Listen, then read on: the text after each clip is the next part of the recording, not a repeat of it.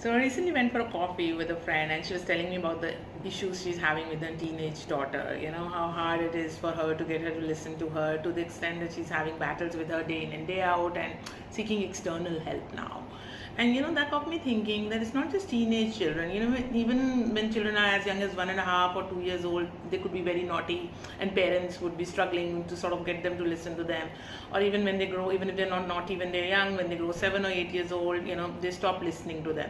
So how do you handle these children? And what most parents do is you scream at them or hit them.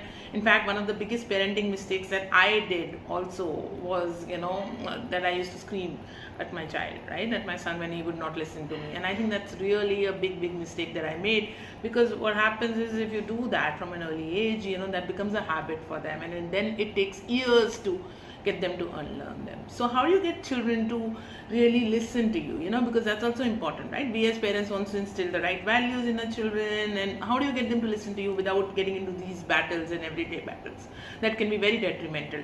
And for that, I think what I read recently about was these different languages of love, which makes a lot of sense. The first one being physical touch, which could be a hug or a kiss or a high five, depending on your child. It could vary.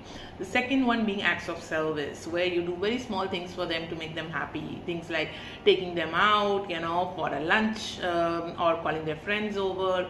This third being quality time. So what I realized is that while my son, I really like hugging him to show him love and all of that, what he really appreciates more is the quality time I spend with him, even if it's just 20 minutes of playing Scrabble or any other game that he likes.